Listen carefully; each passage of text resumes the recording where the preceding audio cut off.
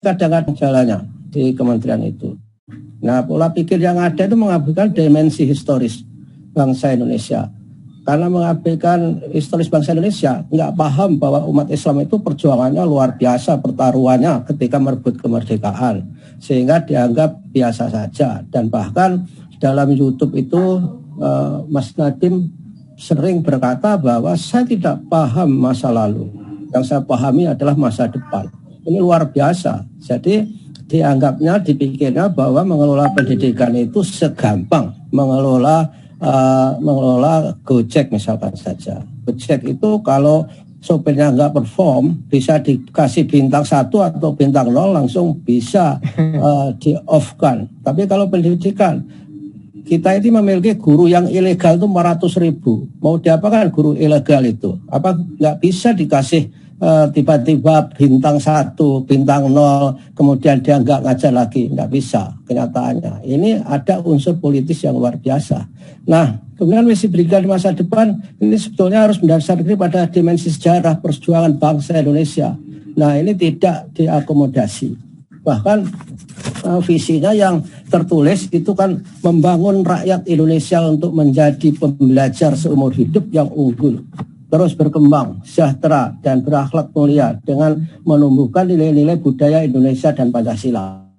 Ini terkait dengan pelajar Pancasila nanti yang itu sebetulnya iman takwa itu nggak ada. Tapi kabarnya visinya itu juga akan dimasukkan lagi. Jadi kebijakan itu rata-rata diputuskan secara senyap-senyap, tidak melibatkan stakeholder. Sehingga ketika ada ribut-ribut baru diberi penjelasan di dalam YouTube bahwa itu tidak benar, bahwa itu adalah salah. Nah, ini kan komunikasinya kurang efektif. Saya juga membuat wawancara dengan anggota DPR Komisi 10 Ferdiansyah di channel YouTube saya suyanto.id. Antara lain sudah saya share dengan Profesor Fahmi Amar. Kalau ada Bapak Ibu tertarik, itu bisa dilihat di sana bagaimana sebetulnya standing DPR Komisi 10 terhadap peta jalan itu. Kemudian urgensi etika dan solidaritas global itu hanya didasarkan untuk kepentingan pragmatis, tidak mengeksplorasi bagaimana kesadaran baru umat manusia yang harus bertanggung jawab untuk memelihara lingkungan, memelihara buminya, memelihara misalkan komunitasnya. Yang penting adalah untuk kerja. Ini adalah perspektif yang saya kira kurang sesuai dengan budaya kita. Nah, isu fundamental sebuah sistem pendidikan adalah visi besar pendidikan masa depan, yaitu sistem pendidikan Indonesia masa depan akan membentuk dan mempersiapkan warga negara dengan kompetensi yang sesuai. Tapi saya kira di peta jalan itu ini kurang tereksplorasi. Di dalam sistem pendidikan ini harusnya terdapat dimensi antropologi manusia Indonesia, yaitu seperti apa manusia Indonesia yang dicita-citakan pada tahun 2035 dengan konteks revolusi industri 4.0. Itu yang oleh Prof. Fahmi tadi diberikan bahwa kita itu sangat ambisius bahwa ada di revolusi industri 4.0. Nyatanya di revolusi industri 2.0 saja belum kafah. Jadi listrik setiap saat mati. Nah, kadang-kadang kita webinar juga mati. Hanya orang yang hidup di revolusi industri 2.0 saja ketika webinar selalu bertanya, apakah suara saya didengar? Apakah gambar saya ada? Lalu disarankan, nggak usah pakai video karena nggak kuat ngangkat. Nah, inilah ciri-ciri kita itu tidak dipahami hal seperti itu sebagai basis terhadap peta jalan itu. Sehingga belum terejawantah bagian fundamental sistem pendidikan yang akan dikembangkan di masa depan karena tidak melihat faktor kesejarahan tadi. Harusnya kita melihat manusia Indonesia seperti yang digagas oleh Ki Hajar Dewantoro melalui Trisakti, misalnya Trisakti jiwa berupa cipta, rasa, dan karsa. Nah, ini diabaikan. Kemudian yang pendidikan Indonesia dan tantangannya, ini yang justru Indonesia ini kondisinya bangsa Indonesia itu berada pada lintasan ring of fire. Posisi Indonesia pada garis khatulistiwa dan berbentuk kepulauan menyebabkan tingginya potensi berbagai bencana hidrometeorologi. seperti banjir bandang, kekeringan, cuaca ekstrim, puting beliung, gelombang ekstrim, gempa bumi, kebakaran hutan dan lahan, dan juga erupsi gunung yang menjadi ciri kondisi geografis bangsa Indonesia. Ini harusnya menjadi pertimbangan konteks dari peta jalan itu. Tak ditinggung sama sekali. Padahal kenyataannya betapapun kita membangun tanpa memperhitungkan itu. Saya pengalaman pada waktu masih di kementerian. Jadi dalam waktu sekejap saja, jadi sekolah-sekolah yang kita bangun bersusah payah itu roboh semua.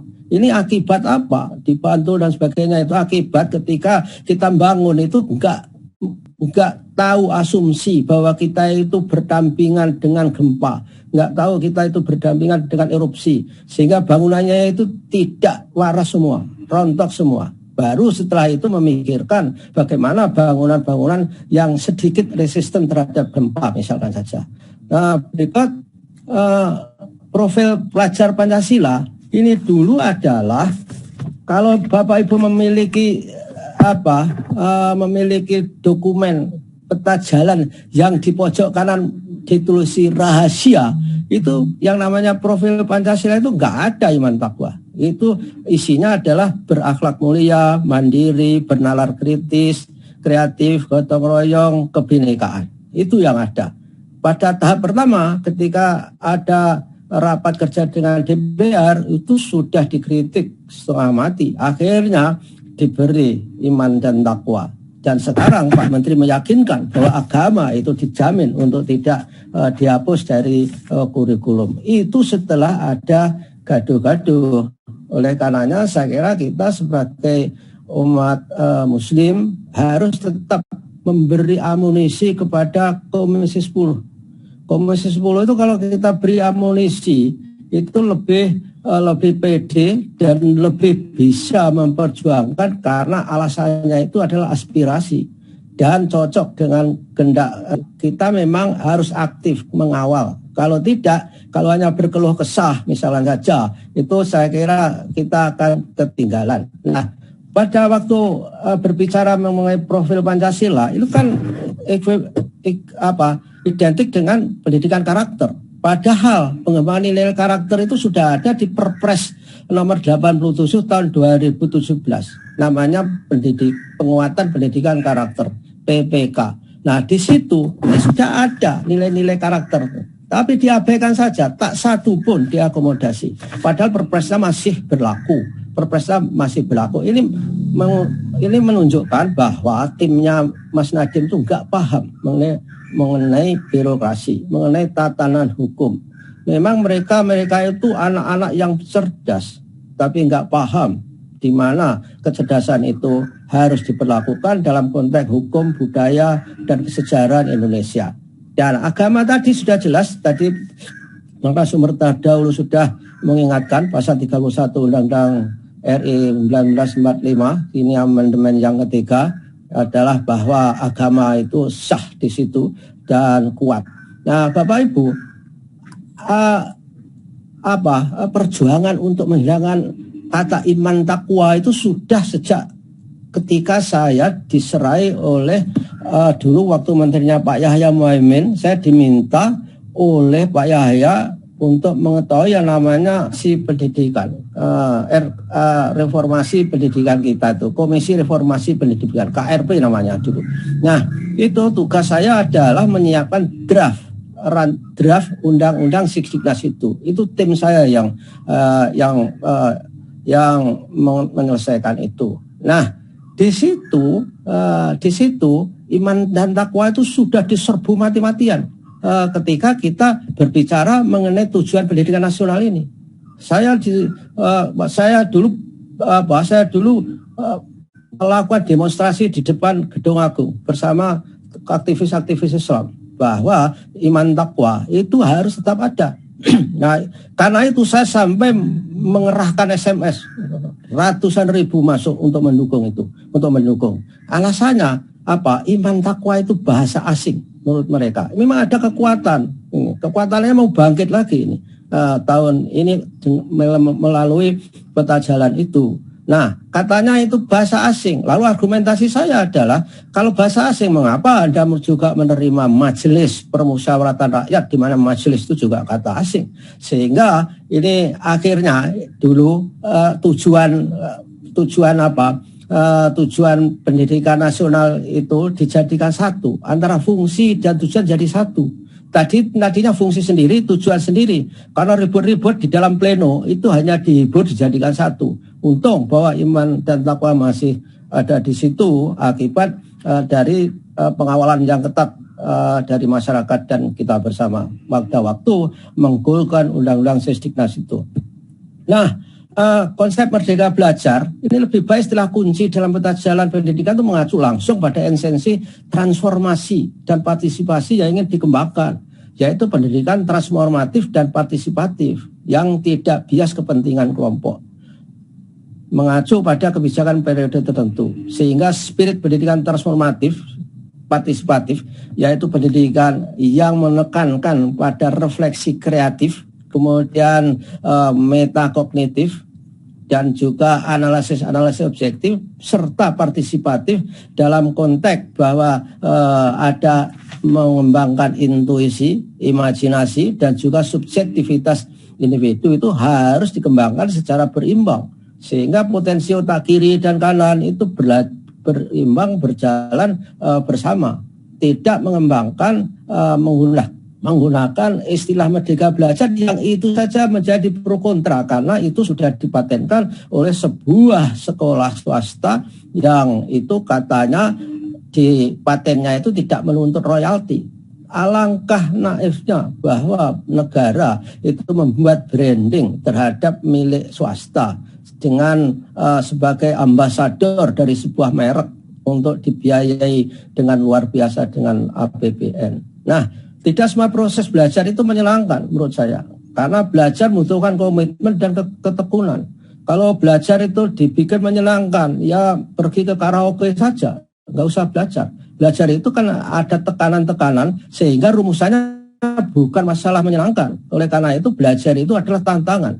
Kalau selesai menyelesaikan tantangannya, baru bahagia, happiness datang. Nah itu sebetulnya yang harusnya terjadi. Adversity quotient kita itu juga harus diuji. Bagaimana kita menghadapi tekanan dalam waktu yang sama sehingga bisa keluar dari tekanan-tekanan itu ketika dalam urusan pekerjaan misalkan saja. Sehingga ekosistem pendidikan ini harus mengarahkan terbentuknya daya tahan dan komitmen individu dalam belajar. Bukan belum itu sudah diberi imajinasi belajar menyenangkan. Belajar menyenangkan itu hanya berlaku kepada siswa-mahasiswa yang senang belajar. Di kita itu siswa dan mahasiswa itu nggak senang belajar.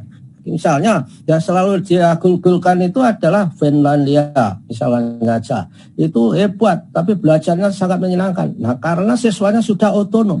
Dia tahu apa yang harus dilakukan.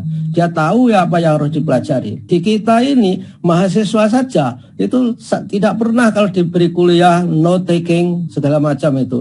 Hanya main-main kadang-kadang begitu. Dan apalagi siswa tidak mempersiapkan berbagai pertanyaan, curiosity sejak dari rumah untuk divalidasi di tempat-tempat belajar di kelas-kelas. Nah itu oleh karena itu saya kira harus hati-hati dengan itu. Lalu ekosistem pendidikan sekarang ini kita mempercayai ada ekosistem yang dirumuskan dalam tripusat pendidikan, yaitu sekolah, rumah, dan masyarakat. Saya menambahi satu sesuai dengan ajaran Ki Hajar Dewantara harus niteni neroke nambahi. Ya, itu artinya saya ingin menambahi. Menurut ajaran Ki Hajar Dewantara itu ekosistem kita itu tidak tripusat lagi, harus catur pusat. Apa yang pusat yang satu adalah media sosial. Karena tadi sudah dijelaskan oleh Prof. Amar tadi di era revolusi industri ini IoT, Internet of Things itu segala-galanya berbasis internet. Coba bayangkan Bapak Ibu, di media sosial itu sekarang itu menjadi alat untuk mendidik anak-anak cucu kita.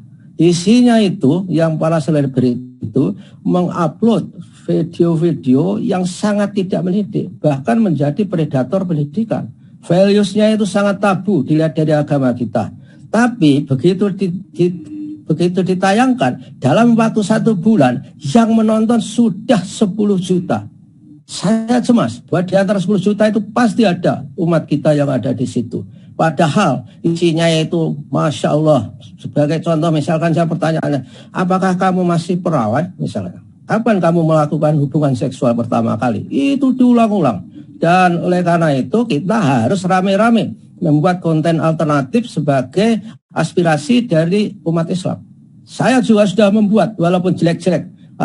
Berumur 4 bulan yang lalu saya punya konten YouTube yang namanya suwanto.id. Saya mulai enggak apa-apa, saya kalah juga enggak apa-apa. Tapi kalau tidak kita mulai, itu kan kita termasuk orang yang lemah iman. Karena melihat media sosial itu sebagai lingkungan pendidikan, ekosistem pendidikan baru, pendatang baru yang itu daya rusaknya luar biasa. Karena apa? Melibatkan banyak indera, melibatkan emosional kita ketika melihat, sehingga anak-anak itu lebih gampang belajar. Pada tahun 70-an, orang-orang teriak bahwa TV itu merupakan predator pendidikan. 75% siswa itu menggunakan waktunya untuk melihat TV. Tapi sekarang TV sudah nggak laku. Bahwa TV juga pergi ke YouTube sekarang itu. Koran juga nggak laku. Nah, oleh karena itu, kita jangan ketinggalan. Kita harus membuat sistem di mana kita bisa mempengaruhi ekosistem pendidikan yang lewat IoT itu. Kalau tidak, kita ya punya ajaran, tetapi bahwa orang mereka itu yang tidak punya ajaran itu, dia berkampanye, dia berorganisasi lebih baik di IoT. Saya kira kita juga akan menderita kekalahan kalau kita tidak segera sadar akan hal itu. Berikutnya, ekosistem pendidikan selain tertutup juga kurang memberikan pilihan. Nah, ini pilihan-pilihan itu yang saya maksud. Kita harus masuk kepada ekosistem catur pusat pendidikan tadi. Nah, oke lah, ini saya carikan yang, dalam mengembangkan sebuah pedagogi, Kemendikbudristek berencana mengembangkan konsep pendekatan yang sifatnya heterogen. Nah, ini buat negara kita, ini saya kira ini risikonya itu akan menampilkan elit-elit baru yang sekiranya dia memiliki akses yang luar biasa. Sedangkan orang yang nggak memiliki akses itu akan campak. Pembelajarannya seperti penyediaan guru misalkan saja itu memisahkan jalan. Ya, jadi peta jalan memisahkan antara konten kurikulum dan hasil belajar berupa kompetensi itu. Bahkan standar-standar pun ini nggak begitu digunakan. Ketika pendidikan tidak punya standar, saya tidak tahu bagaimana cara menagih keberhasilan pendidikan di ujungnya itu. Jadi antara pendidikan dan akademis, maka kita harus kembali kepada spirit Ki Hajar tadi, yaitu cipta, rasa, dan karsa. Saya kira itu tidak bertentangan dengan ajaran-ajaran kita. Konsep guru penggerak, segala-galanya pakai penggerak sekarang. Guru penggerak, kemudian siswa penggerak, dan sekolah penggerak. Semuanya ini menggunakan penggerak. Ini diseleksi dan melahirkan kelompok elit yang dianggap sebagai aktor utama perubahan pendidikan. Konsep studi ini tidak demokratis, berdampak pada pembiaran, pemberdayaan pelaku pendidikan yang secara simultan seharusnya diintervensi oleh Kemendikbud sebagai pelaksana kebijakan.